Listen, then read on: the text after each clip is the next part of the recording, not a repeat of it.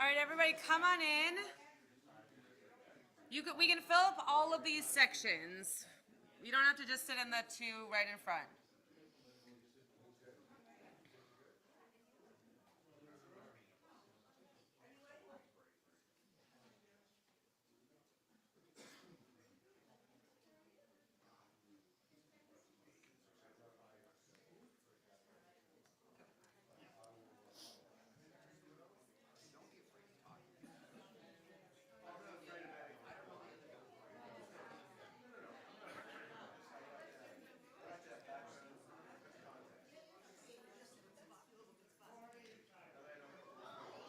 Thank you all for juggling plates and mugs, and I know it's not particularly an easy room for that, but the sanctuary wouldn't have allowed any of it. So, so this is better than nothing.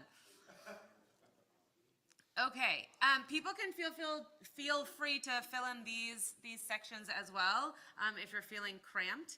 So I'm actually going to introduce Rabbi Dorf, who doesn't really need an introduction to any of you, but I just wanted to say that there's something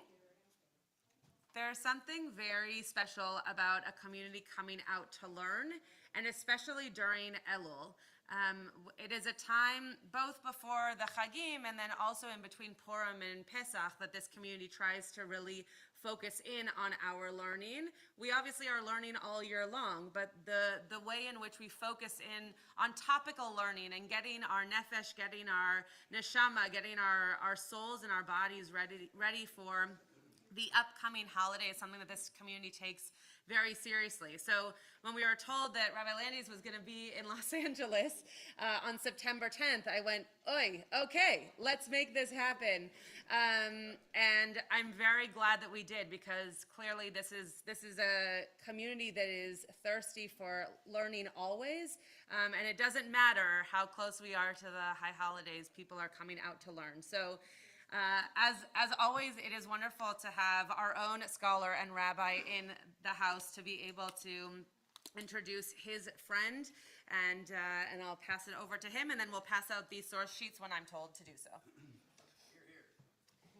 So first I'll tell you the official stuff, then I'll tell you the real stuff, okay?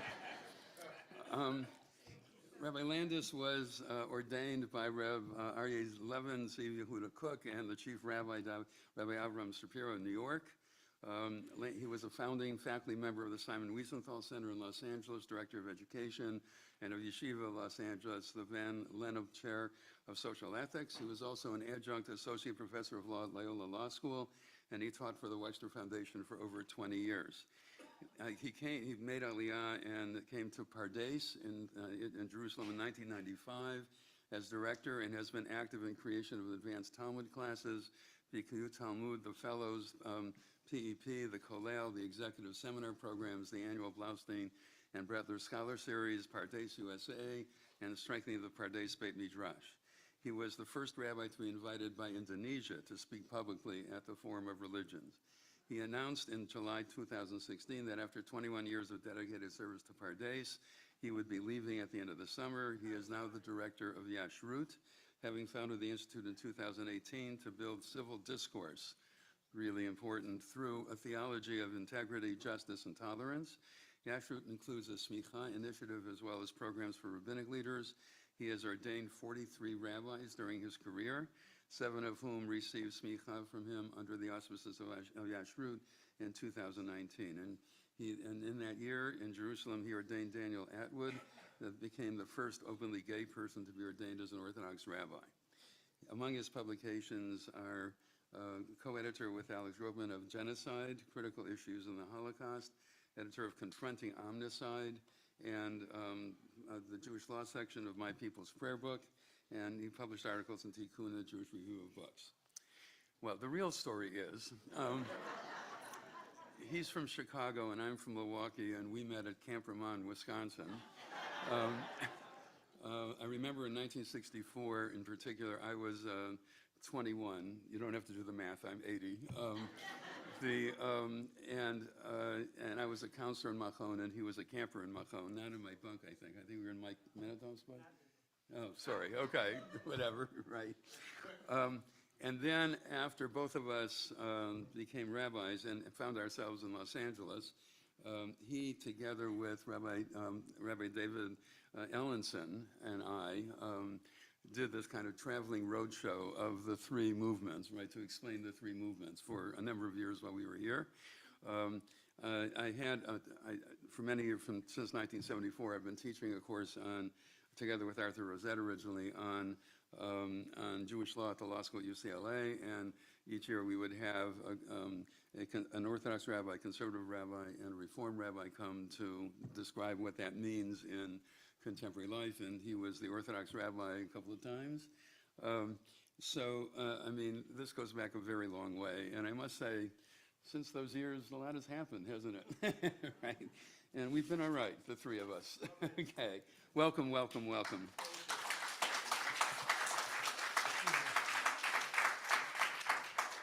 Okay, first the official story, and then I'll give you the real story. The official. Before you start. I'm sorry. No, I'm sorry. A mundane announcement. If someone is driving a beige car, you didn't leave your keys and you're blocking someone in. So if we could just move your car, that would be awesome. That's all they told me. I don't know what else to say. Okay, go ahead. Thank you. So the official story is that at Camp Ramah, which Wisconsin, which I was sent to. My parents were looking for a kosher sports camp. I might have been the only kid sent to Ramah, Wisconsin for sports, because they try to do something with me. I had my first class in theology with the young Elliot Dorff, and it was riveting, and it was special.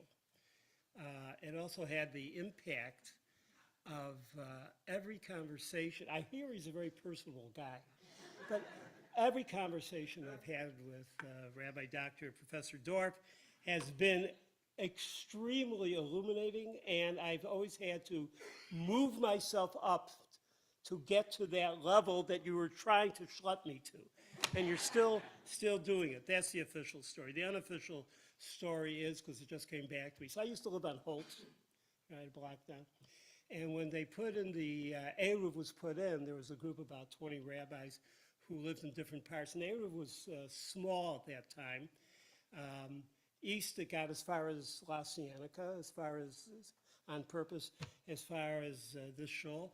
And the first week, we're supposed to be on alert. I get an emergency call a half hour before Shabbos.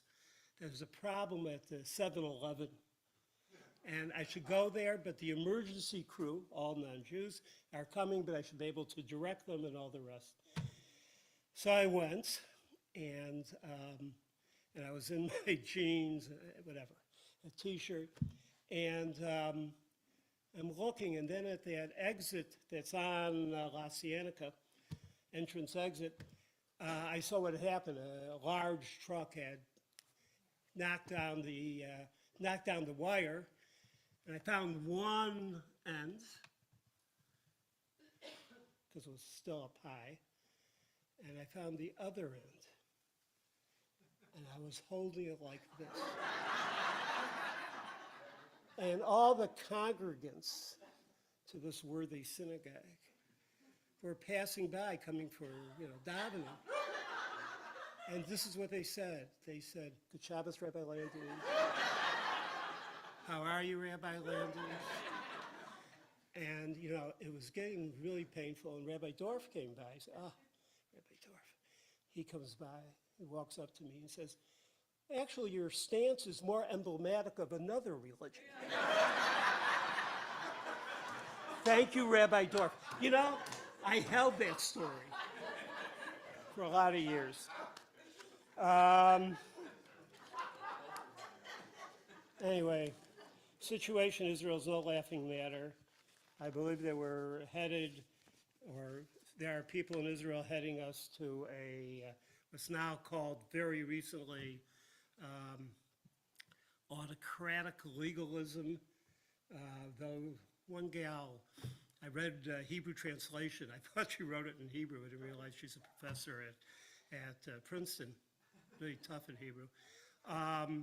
but she writes about illegal, and she's really studying Orban in Hungary and Erdogan in Turkey, and with basically legal autocracy doesn't come in with the tanks. They come in with an election. They don't say what their goal really is. They keep themselves pretty. No one talked about judicial reform. I'm just telling you. Maybe a hint, but but nothing special about that. And they don't come with tanks. They come in with a democratic election. Hopefully, the last democratic election for them, in their minds. They come in with a coalition of people that each has their own one thing that they want very much. I'll just, the Haredim, and I come from that. The Haredim want many things. They want housing, other things, entitlements, yes, okay. But they want an absolute patur, exemption from the army. That's it. The religious Zionists, not all religious Zionists are settlers, but the settlers are the dominant thing. They want one thing. They want the land, and they want nobody else necessarily on the land. To think, they'll tell you that. Just talk, just talk to people. The Likud wants power, money, patronage. There's a prime minister who wants to keep out of jail. All of this, keep one guy out of jail. And I reviewed this with my son Isaac, who teaches in my institution as well. But he says, you're forgetting from the other side. And all of us who are out there protesting, the secular Zionists, I'm not a secular Zionist, I'm a recovering religious Zionist. The secular Zionists, what do they want? As one fellow, my son reports and said, "Chashavnu sheyesh od 25 shanim." We thought we had another 25 years. There's an inner weakness in secular Zionism. Everybody has a child who's actually living in Oslo or living in London or living in Berkeley, or a daughter who's in LA doing fashion. No, there's a real problem, and they feel this is the last stance. The fact that I can march, just be allowed to march with secular Zionists and actually spoken at a couple of different things. What a busha, what a shame for them. 20 years ago, they never let me speak. Have a religious guy, a follower of Rav Kook, a guy wearing a kippah. But now they're pretty desperate, so they have to look for allies also. And that's how I see the situation. What to make of it further? Well, within it, we're going to learn Torah because your rabbi has announced that we're going to learn Torah. So I could go on with the Sunday morning politics forever, but actually I have 4 major talks. This is number 3 of the 4 talks I'm giving. They're all, because I have a couple of people showing up, but and they all use different Torah material. Because I'm in this, it's because it's a wide issue, and I'm looking in. I wish I could find easy psak, easy halachic ruling, but I need. This is the language we speak. This is how we understand ourselves. And as it happens, some of the issues are talked about. So what I'm going to do with you today, what you have here, is the story of Achav. Actually, the story of Ahab, right? But not Melville. The story of, I did read it 2 years ago. Did read it, the whole book. 7 trips to America. I read the whole thing. Okay. So Achav, Ahab, the 7th king of Israel, the other person in the story, 3 people in the story. The other person is Elijah, Eliyahu, and I'm not going to talk too much about Eliyahu. Eliyahu's, just maybe one thing to show you about Eliyahu that we sing so sweetly about on Motzei Shabbos and Havdalah Eliyahu, that, that every bris Eliyahu is there, the Kisesha Eliyahu. Okay, thank you for that. Thank you for that. So, but Eliyahu, very, very tough guy. A lot to be said about him, but I'm going to try not to talk about it. I'm going to talk about Achav. So, review briefly, even though I got a couple of pages with you. Right, look, soften you up with a couple of stories, right? Now we do a little work to try to get enough knowledge, background, right, about the stories. Remind yourself about that. Then I want to move into the Gemara just for a moment or two. And then, of course, the Rambam, because I do look for answers in the Rambam. That much I learned from Rabbi Dorf. Now,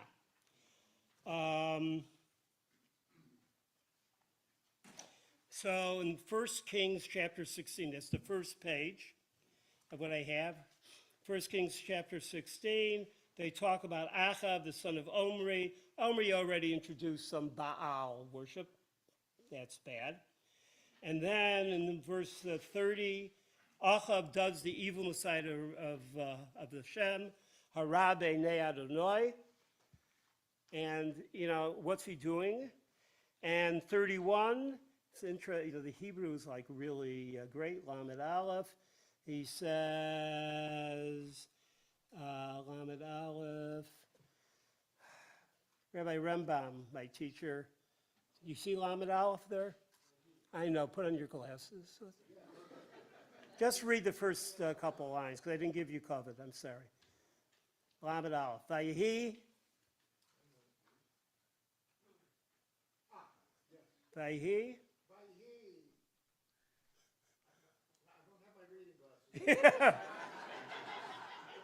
Comes to the base measures to learn without reading glasses. Lachto. Yeah, the type is not so great.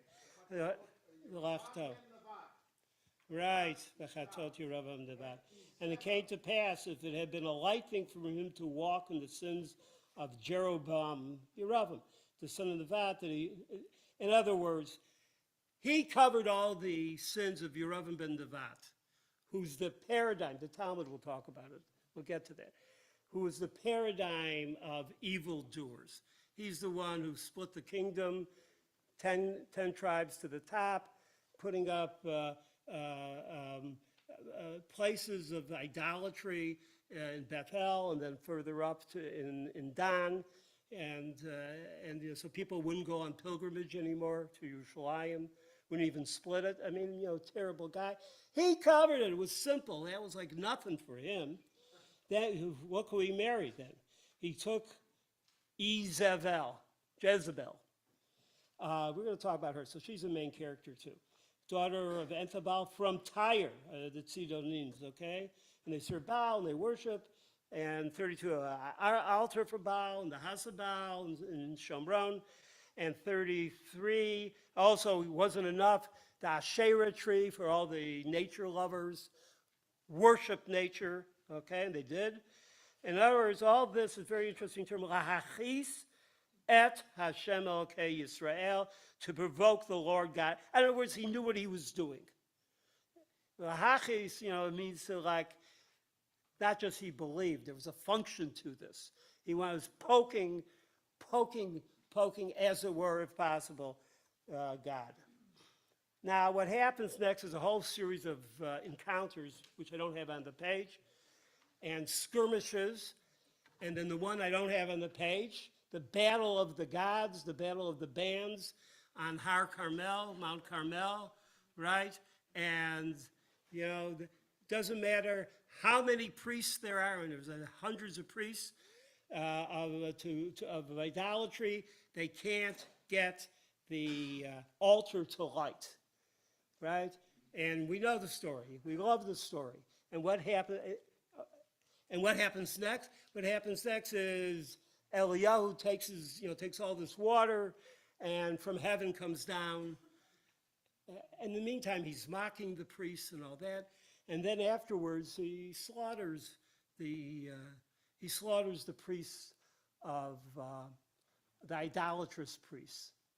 prophets, excuse me, the idolatrous prophets. You could be a prophet, idolatrous prophet. You send away, you got a, you get a certificate. I had to send away. I did a wedding in end of June in Sun Valley, and they didn't consider my smicha good enough. So my sins, it's Rosh Hashanah, my sins, I send away to one of those mills that send you back. I sent them. I don't believe in Jesus. I don't. They didn't care. Send the $25. We'll make you a pastor. So they made me a pastor. So Ahab, verse 1. So here's my point. My point is when we hear this Haftorah, and as a kid, I heard the Haftorah how many times. I also learned it, but I thought that's the end of things. But it turned out all it was a skirmish. The power is with the king. And the power over the king is Jezebel. And that's just a loss. And you have people who are ready to take a loss, big losses, even as long as they think they can manipulate things so that at the end, they'll still be in power. By the way, sorry to make that analogy, but that's exactly what's happening. They'll take an economic loss. They'll allow companies billions of dollars to leave Israel. They'll allow for terrible panic and dismay within the secular Zionist camp that in one of the best schools in Tel Aviv, the 230 kids sign a petition, we're not going to the army. They'll take it. We have people to put in the army. Not Haredim. Religious Zion. We'll take the loss. Why? Because we'll be in dismay. And what happens when you're in dismay and chaos? What kind of leader do you need? A strong leader. And we have a strong leader. And if you think it's Netanyahu, you're wrong. Smotrich, Ben Gvir, they're ready. They are totally ready. And if you listen to them, this is what they're basically saying. Don't worry about it. We have things covered. We'll suffer for a while. Some people will leave the country. And that's verse 1 of the next chapter. Ahab told Jezebel all that Elijah had done, how he slain all the prophets with the sword. Jezebel sends a messenger. I'm sorry, I should say Izebel, but somehow saying the word Jezebel. I grew up in the south side of Chicago. There's a rhythm to that. Jezebel. Then Jezebel sent a message unto Elijah saying, let the gods do to me, and more so, if I make not thy life as the life of one of them by tomorrow. In other words, if I don't slay you. And what did Eliyahu, who won this incredible battle, do? He fled for his life.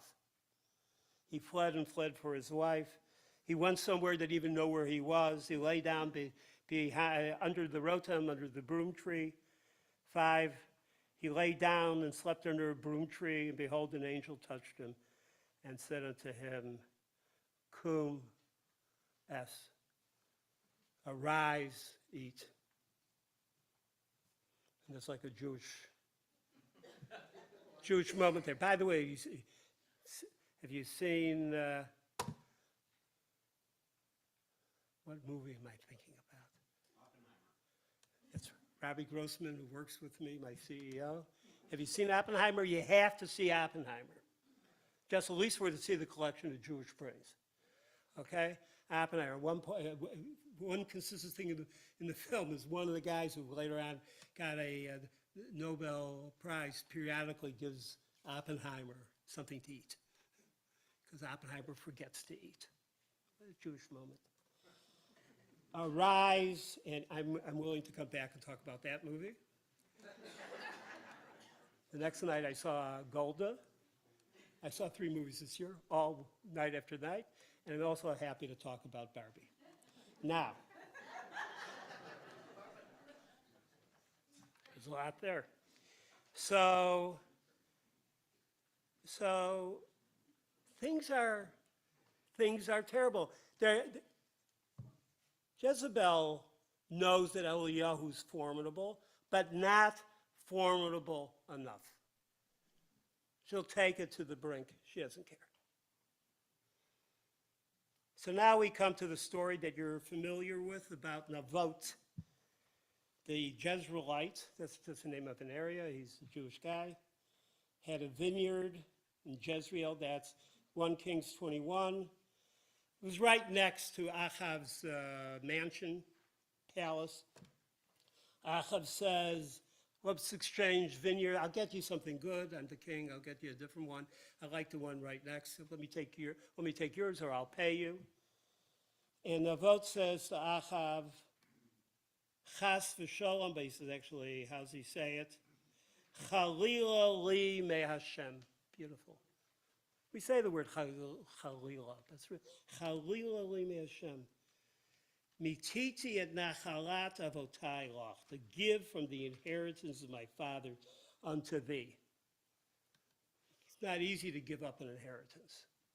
I'm going to lie down right now. I'm sorry, I'm going now to the control. I'm going to lie down right now and give the inheritance, our moral inheritance, everything that has to do with the land of Israel, all the aspirations, even the failures. We're going to hand it over to guys that are ready to turn Yad Vashem into just a public relations complete gimmick, to turn it into, I'm not apologizing anymore.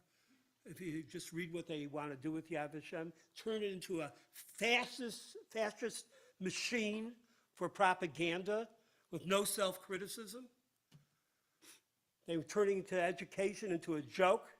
To one or two Wexner people here, they forbade Itamar, forbade any of the mid-level management for spending a year in Harvard. That's provided by the Wexner Foundation because it's involved with very leftist ideas, democracy, transparency, competence. Didn't even get into that. Very incompetent group of the gang that can't shoot straight. And my fear is that sometimes they will be able to shoot straight. And I'm not giving my inheritance. So Navot says to Achav, forbid, I'm not going to do it. That's verse 3. Verse 4, Achav comes home, sullen and displeased, because of the word which Navot, the Jezreelite. So in his brain, it's interesting, he keeps on saying what happened there. I will not give thee the inheritance of my fathers. He can't not stop saying it. He lays down upon his bed, and he turns out, and we're on the page 2, and he turns away his face, and he eats no bread. And Jezebel comes to him, you don't eat any bread? Which I guess her conversion was pretty good. And he said, you don't eat any bread? And 6, he says to her, and he repeats the whole story. What does he sound like, Achav? Spoiled child, an incompetent child, an idiot child. Excuse me, none of ours, but that's what he sounds like. 7, Jezebel says to him in the Hebrew, V'atomer elav Izebel ishto, Ata, you, Ata ta'aseh melucha Yisrael. You're acting like a king? You're not acting like a king, but she doesn't say you're not acting. You're acting like a king. She makes that kind of question. Arise, eat bread, be merry. I'll give you it. Then she wrote letters in Achav's name, and there's a whole conspiracy. Sent letters to the elders and the nobles, and she wrote in the letters saying, proclaim a fast and set Navot at the head of people, and set 2 men, base fellows, before him, and let them bear witness against Navot, saying you're not even allowed, actually, to say these words, curse, and then say the name of the Almighty. We say bless God, meaning the opposite of bless, because it's such a horrendous thing, right? What are the ministers in the Likud doing right now? Calling the chief of staff of Tzahal, where we send our children, we put them in the hand, calling him enemy of Israel. They're calling it enemy of Israel. They aid the terrorists. You get rid of the Supreme Court. Going back to this lecture, sub-lecture I'm giving you on this, what do you call it? This autism, not autism, it sounds like autism. Autocracy, on the legal nature of autocracy. So what you do is you get the vote, and then you get rid of all the checks and balances. You get rid of the Supreme Court, get rid of the moral force of the option, and you curse out the army.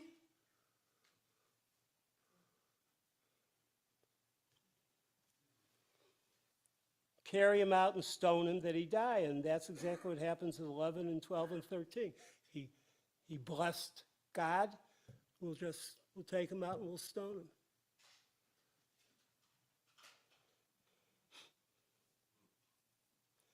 And that's what they did in 13. And in 14, they told Jezebel that it happened. And in 15, Jezebel sends a message to Achav, arise, take possession of the vineyard. Actually, not the best translation. Kum reish et kerem devot. Rise and reish, from the word Yerusha. Take as your inheritance. That's exactly what's happening now. It's our inheritance. Gemara has, which I'm not going to show you, but I'll just say, Gemara has a question there. What do you mean inheritance and all that? Well, he said there's a machoket, disagreement in Gemara, and one says that the king, a king who dispossesses, not dispossesses, who if someone dies by royal decree, is executed by royal decree, let's say it better, executed by royal decree, actually by royal decree, the property goes to the king. Another rabbi said, no, actually it wasn't that. What it was is that Achav was actually the nephew of Navot, and therefore he had a hand in, and Achav may have also had the children of Navot, who was probably an elderly man at that point, executed as well. In any event, in either case, that's why the law is being used. It's not like there won't be law. There'll be law. It'll be law like this. And that's exactly what happens. So Achav does it. He goes down in 16. He possesses. The word comes to Elijah. You better go down and you better confront Achav. By the way, Eliyahu has a hell of a time. I mean, he's running all the time. He's got to do military work. He has to go up against hard people, and it's not some English-made movie that he's speaking the King's English, and he's wearing a simple but nicely tailored gown, and he speaks, these wonderful things. He's probably croaking this out. He's the Shmendrik. He's the Nudnik. He's coming alone.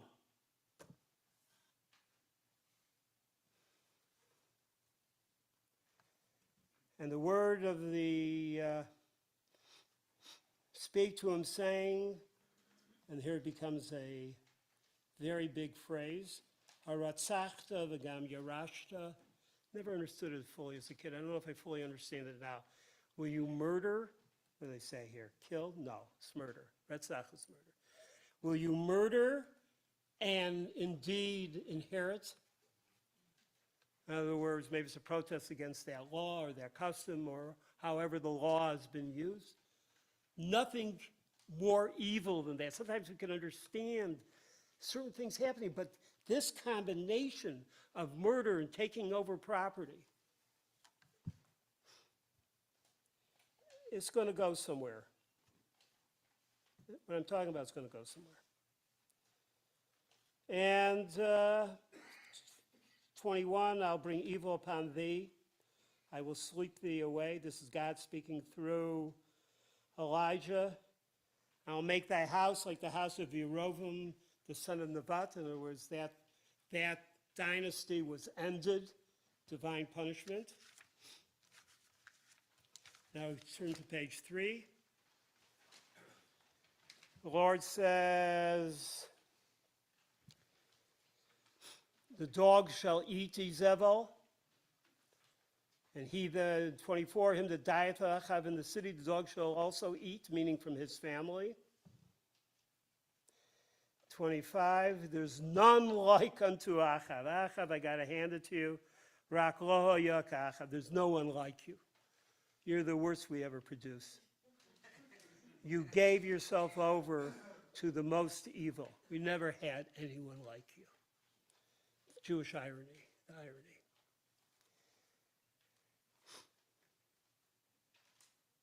I have to say this.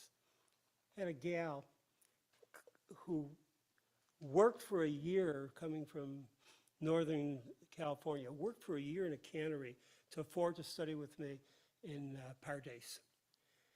And she came and she wanted to convert to Judaism. She worked for the year in order to do that and to make the money.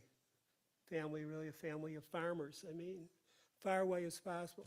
She went to a certain university and she studied as a minor in the Jewish Studies Department, which consisted solely of modern Jewish literature.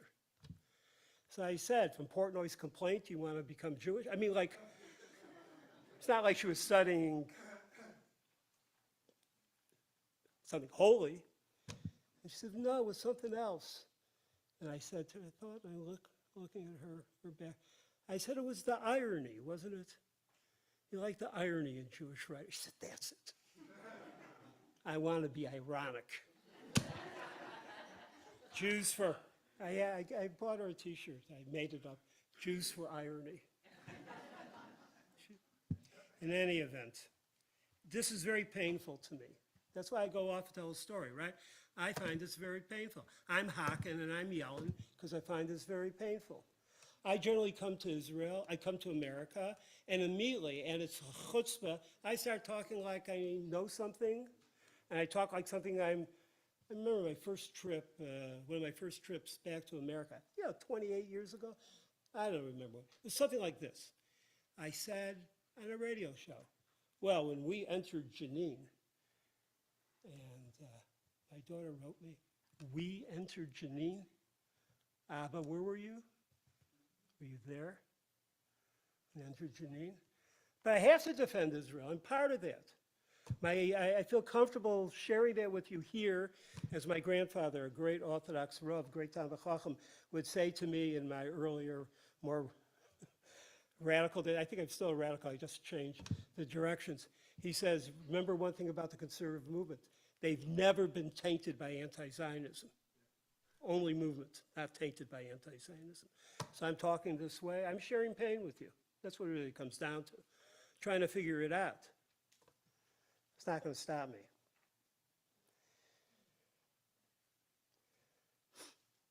But something happens. So we're on page 3, verse 27. So Achav hears all these words. He rents, tears Kriya.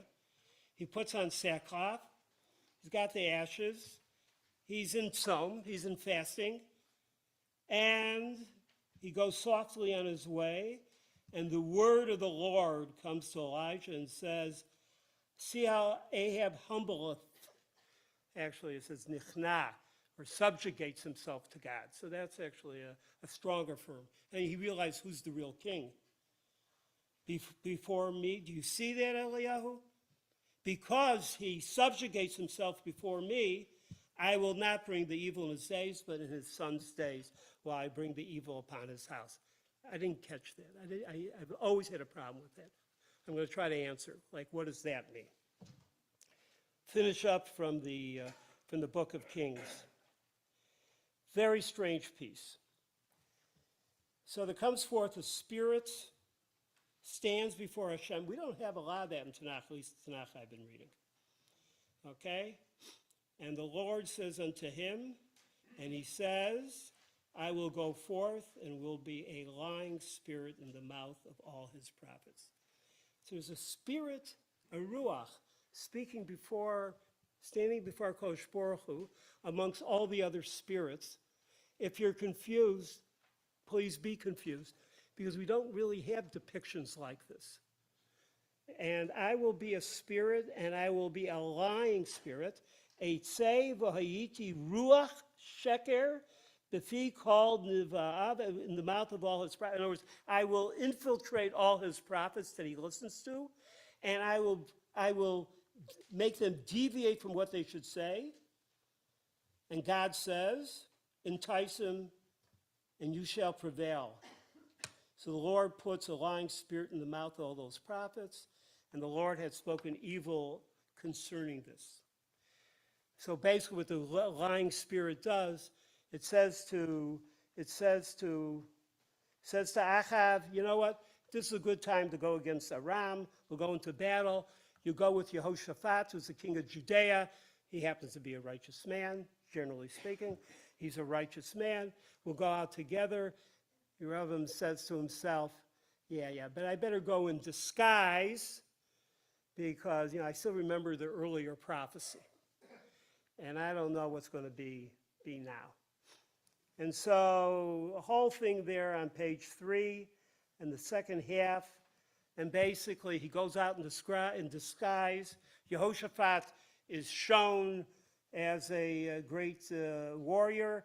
And verse 34, and a certain man, it says Ish, that's a man in the enemies, Aram. And a certain man drew his bow at a venture and smote the king of Israel between the lower armor and the breastplate. Okay? Wherefore he said to the driver of the chariot, turn my hand and carry me out, for I am sore wounded. The battle increased, and the king was propped up in his chariot against the Arameans and died middle of the day, at the evening time, and his blood ran out. And the dogs, if you go on with it, the next couple of lines, dogs licked his blood, as we said before. So what's this about? What I'd like you to do on page 5, skip 4 right now. We're going to come back. We'll come back to the Rambam. And on page 5, from the Gemara of the Sanhedrin. We're not going to do the whole page. We'll do a piece of it. So the Gemara Sanhedrin tries to explain some pieces of the Malachim text, of the king's text. Tries to explain some parts of it that we might have. So like it says, it was a light thing for him to walk in the sins of Jeroboam of Nevat. Rabbi Yochanan said, what does it mean? Light. The light transgressions, minor transgressions, which Ahab committed were equal to the gravest committed by Jeroboam.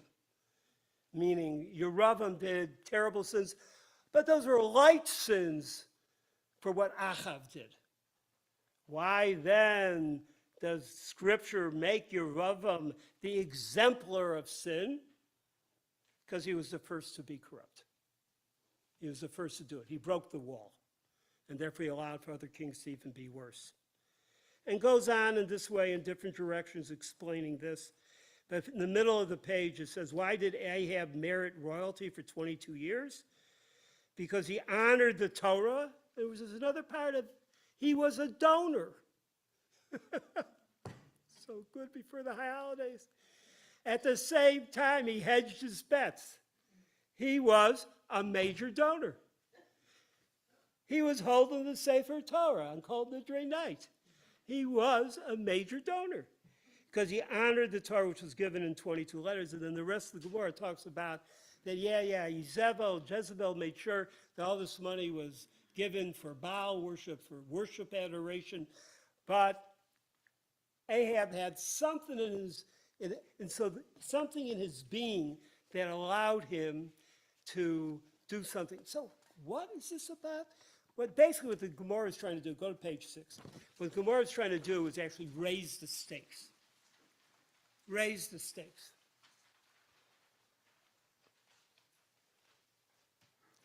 In fact, this is where it says, the second line. But there was none like unto Ahab, which did sell himself to work with wickedness in the sight of the Lord, whom Jezebel his wife stirred up. We saw that in the verses. Whereupon it was taught, now we're back in the Gemara, every day she used to weigh out gold shekels for idols. Yet thou sayest he was equally balanced. There's the whole thing. He did bad things and he did some good things.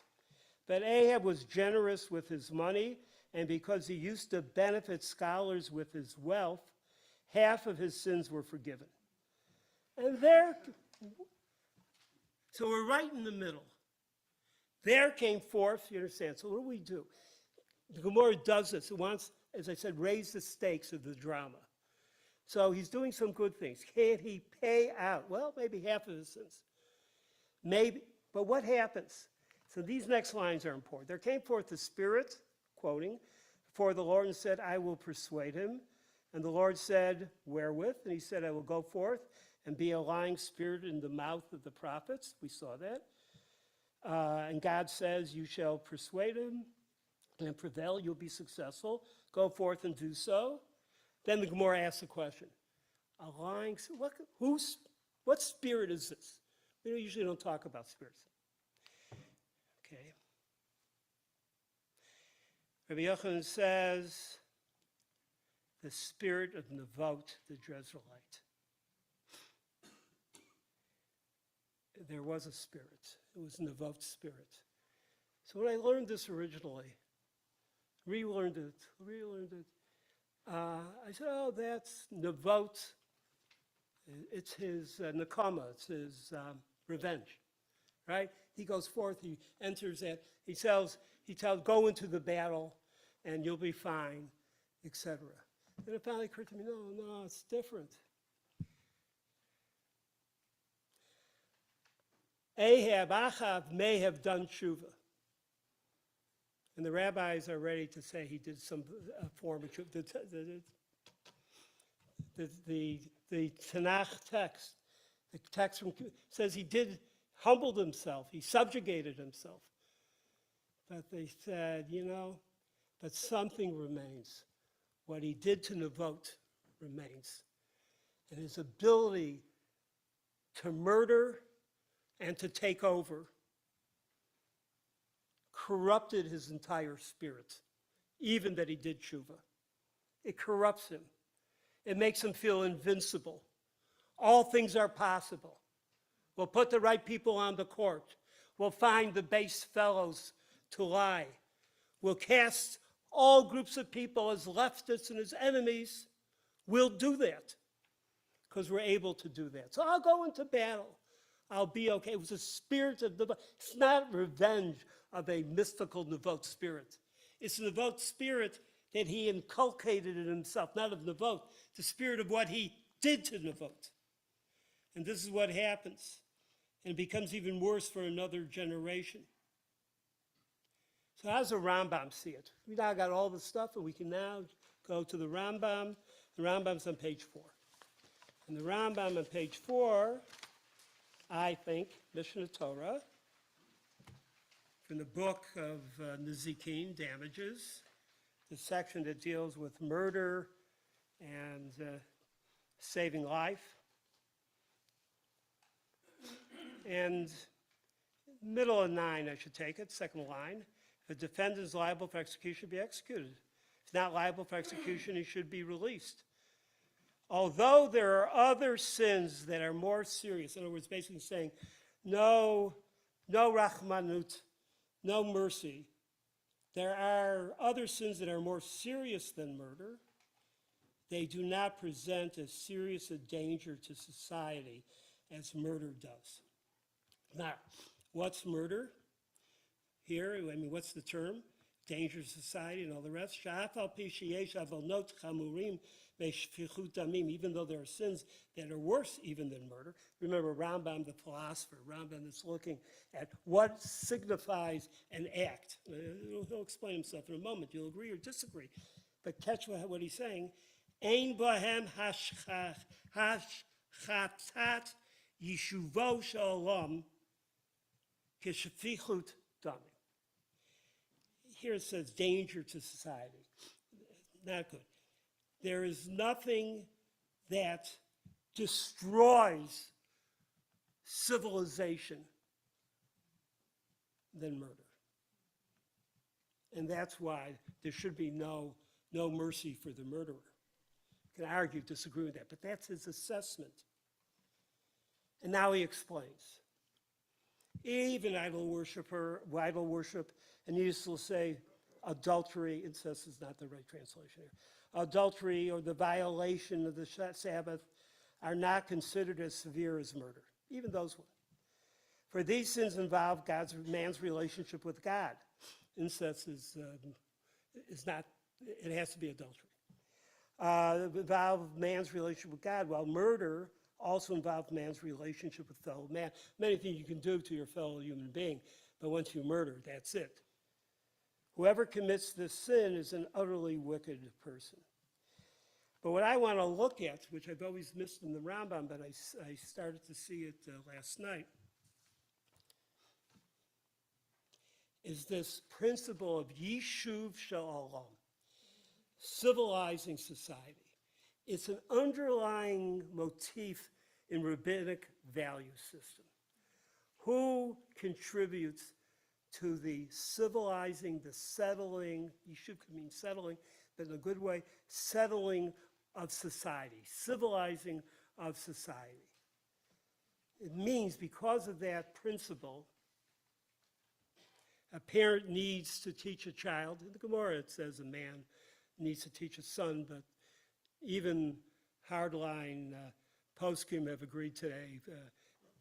It means also parents to both children needs to teach them a profession, teach them a way, because if you don't teach them profession, you saw that in Pirkei Avot, you don't teach them a profession, then you're teaching them how to rob, because they'll have nothing to, you're teaching them how to cheat.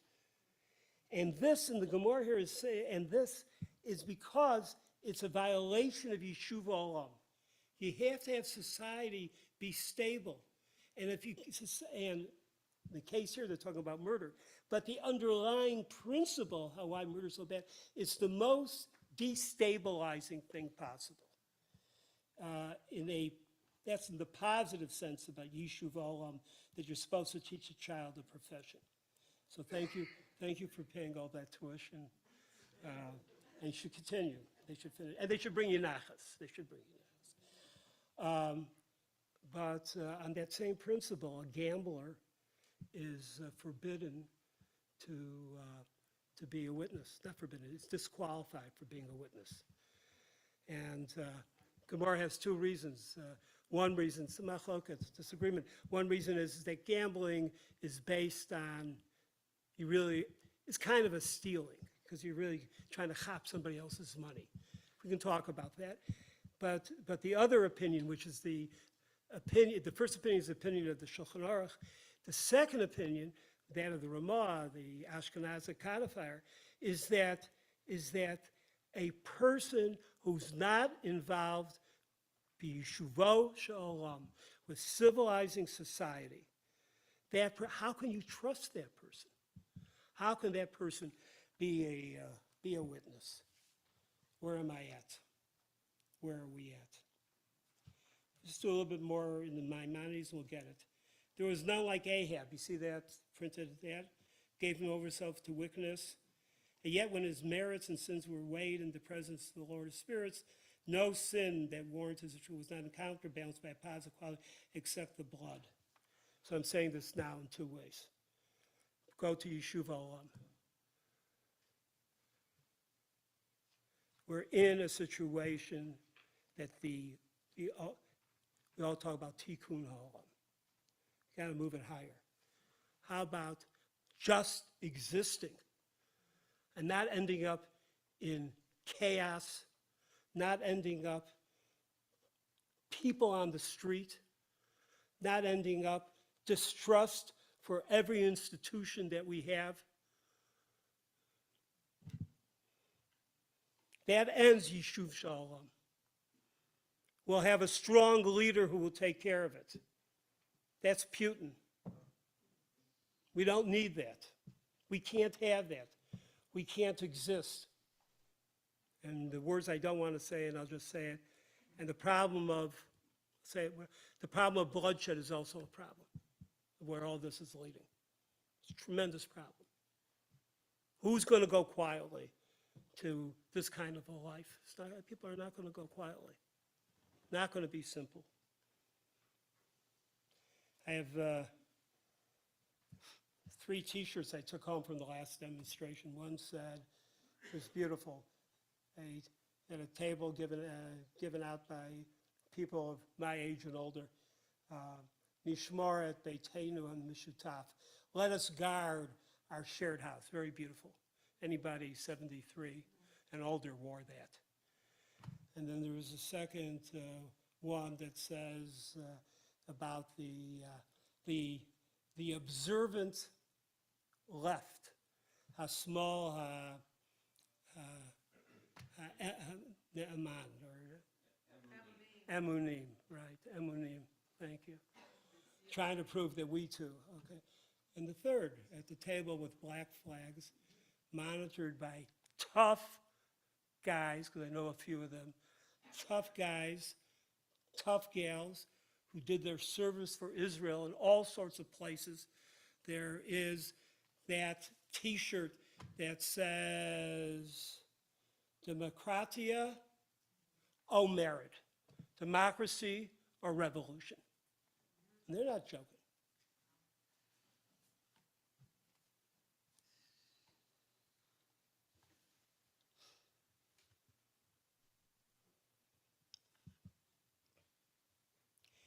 I wrote down a note to myself that in the shul I grew up in, very much like Beth Am, a community, a wonderful shul, the technical term that the old men used to sit with the old men.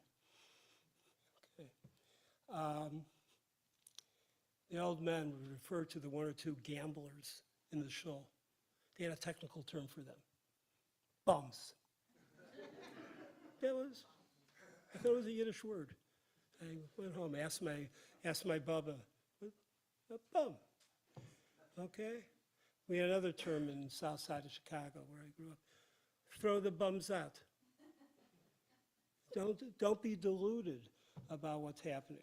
I was asked by someone who I feel very close to here, so what are we supposed to do? You'll find what to do. You'll find what to do. Sound like a commercial, so yeah. I'm trying to find I'm finding within my yeshiva, a kollel of young progressive Talmidei and Talmudot Chachamim who are looking towards the future, who will be able to express this in Jewish terms as my own koyach wanes.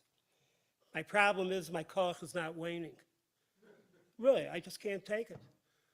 We have to be out there. We have to be out with the right people. We have to say the truth. And we have to, at the very least, as we pray for Tikkun Olam, try to ensure Yishuv Olam. Basic levels of society, of being civilized. Can't believe I didn't mention Itamar. Not allowing crazed men have their own armies. Own armies in Israel? We got rid of that in 46. You can't have your own army. He won't use it, he'll use it. He's promised to use it, and he's an honorable man. I'm giving him the last word. My last word is, those people can't have the last word. Thank you. Thank you for having me.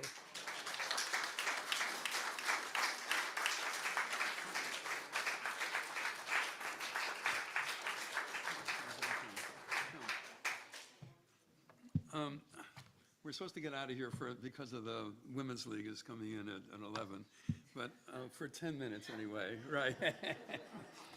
I want to do 2 things to put a lot of this in perspective. First of all, this is a very Jewish discussion. I've been part of the priest-rabbi dialogue since it started in 1973, and if you remember in 1984, after Pope John John Paul II had been appointed Pope, he was shot. And the next day, he went to the prison and forgave the person who shot him. So I said to the priest, "What is this?" Right? And they explained to me that forgiveness in their tradition doesn't mean what it means in our tradition. It means that I'm not going to be stymied by this. I'm not going to let it stop me in my own life. Right? That's the reason why all of the steps of tshuva that we talk about are not really relevant there. Or another example of this, for my many sins, I was at one point in front of 5,000 evangelical Christians in the San Diego Convention Center, debating as to whether Jesus rose from the dead. Don't ask me how I got into that. The question is, did Elliot rise from the Yeah, that's right. So in the question, what I said to them is, I really don't care whether you believe whether Jesus rose from the dead, as long as you don't try to convert us. That's the reason why I was there. The first question I was asked, and the question and answer was, do Jews believe in forgiveness? And I said, yes, but it has to be earned. And you heard 5,000 evangelical Christians go, right? Because part of the point of being a Christian is that you are forgiven even before you sin, and almost no matter what you do when you sin. And our tradition is really what I sometimes call a put up or shut up religion, right? It's a religion that requires not just talking the talk, but walking the walk, and taking responsibility. Sometimes the way I put it is, Judaism spells responsibility with a capital R, right?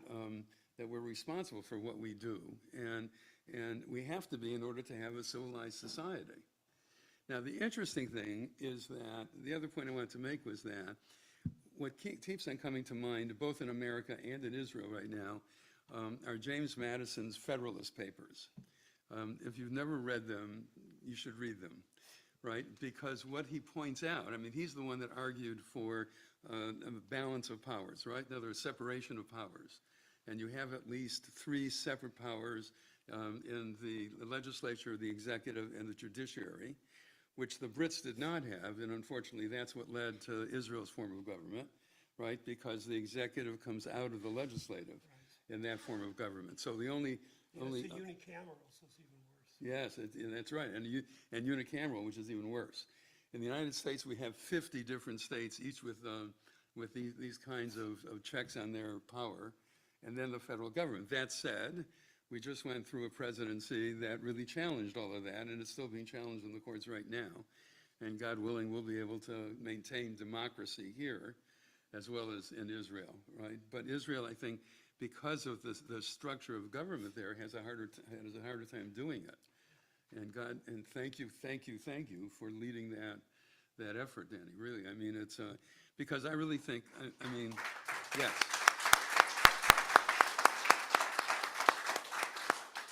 Because I really think that the existence of the State of Israel is more at risk now for internal issues than it ever was because of external threats.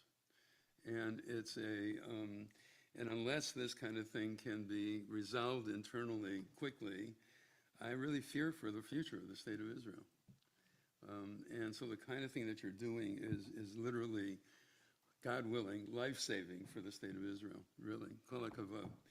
5 minutes for, yeah? Okay. Go ahead, Rabbi Rambam. About a year ago, there was a poll taken in Israel that something like close to 50% of the population, maybe a tad more, actually believed that some kind of a quasi-autocracy would be a better form of government. Are you aware of that? Yeah. And could that be something that these people who run the government now have in mind? That they have their MAGA people, enough MAGA people? Who took that poll? I don't recall. I know who took the poll. I don't know. Those people. Who? Those people. Oh, those people took the poll. Yeah. No, that doesn't mean, if they took the poll today, I think it would be different. But I think so. Look, the other aspect I can say here is if, assuming I'm right, if Hillary Clinton lost the election with one word, deplorables, Right. then you have a lot of people in Israel who have felt they've been treated as the deplorables for the whole existence of the state. So there is, and that's part of what's being touched right now. So there are things being touched, and any family that has lost somebody in a terrorist attack or in the army, whatever, does not necessarily make them, sometimes it does, make them activists for peace. So there's a lot that's going on. But there's a lot of lies and deception. And according to this professor, Shemala, it sounds too Jewish, she's not Jewish, Shepala, something like that. It sounds like too Jewish the way I say it. Chappelle, probably. She says, but one of the first things you do, the Supreme Court, major checks and balances, neuter them, and immediately distract the community towards the enemies that the community has, and also induce into the community a feeling of panic. Now, they've been working on this for a long time, calling many people traitors, and the rest. And so they've induced, even though Israel's so you have a happiness index that's through the roof, at least until recently, which is crazy, right? Everyone's happy there. Must be the Kiddush wine. I don't know what it is. But you have that. And then you have, but if you want to know about panic, just remind yourself of your own panics. The other movie that I'm coming back to review is Golda. Because even though I fully agree that this is the worst situation ever before, you go back to that 1 week in 10 days in Golda's life. Right. And she's got to convince a Holocaust refugee who happened to be Secretary of State that the whole thing could end. And you see how difficult that is. Right. So it gets you scared. So all these things are used. The good, again, the only good news I can say. Chief of Police, I don't know where he got it. He says 5 million or 7 million.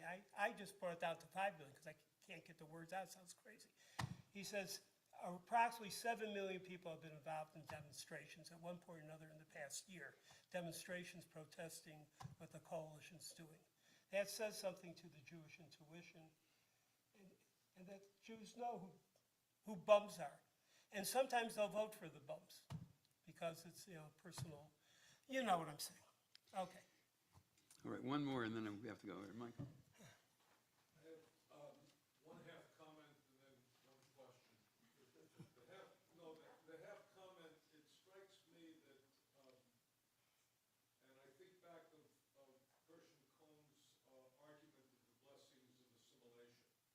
It strikes me that the people who are leading the protests, who are involved in the protests, who have shown up, have assimilated a couple of values. One is check and balances, the other is restraint on the power of government. The third is democracy, in which Judaism itself, if you read the texts alone, has not assimilated because we didn't have a power structure in which to assimilate it. Having said that, my question becomes, and I believe we're now also in a profoundly religious crisis. And the question becomes, what's the Torah that is going to supplant, at least for many, the Torah of Rav Kook? Well, should have come to my share last night. Thank you for the comments. Thank you for the question. Yes, we are deeply missing a religious ideology. I hate the word ideology. A religious theology that can evoke not just rational discourse, but also a larger vision. I'm hard at work at one, but in terms of Rav Kook, which is one of my basic, there's different parts of his inheritance, and this group has taken the profoundly or ethno-nationalistic piece of it. There's also a very deep and profound, next time you're before the movie, before my movie talk, talk about the fact that there is a notion of how the particularism can actually be generative of a universalism. And yes, it's very hard. It's very hard right now. And so, what am I talking about? Does it sound familiar in your movement? I mean, Sure. Not so it doesn't come, and it's got to be moshech. It's got to have charisma. It's got to have attraction. And it's got to have followers. And it's got to have rabbis pounding it out. And it has to have Balabatim say, Rabbi, please pound it. So it takes a lot of things. So we have to do it together. That's really what I want to say at the end. I apologize. I kind of forced myself here, and in a very nice way. On the contrary, thank you for coming. Absolutely. I know, this is how you're such a polite. I'm on the cross and you do nothing, and now. Thank you very much.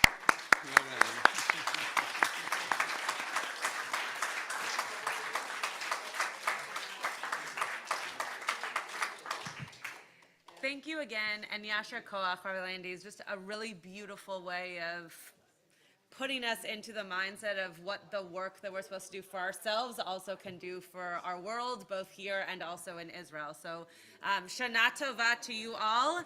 And we're going to ask Rabbi Dorf, Rabbi Rembam to come up here for a second to take a picture with Rabbi Landis. So, Shana Tova, see you at Erev Rosh Hashanah on Friday.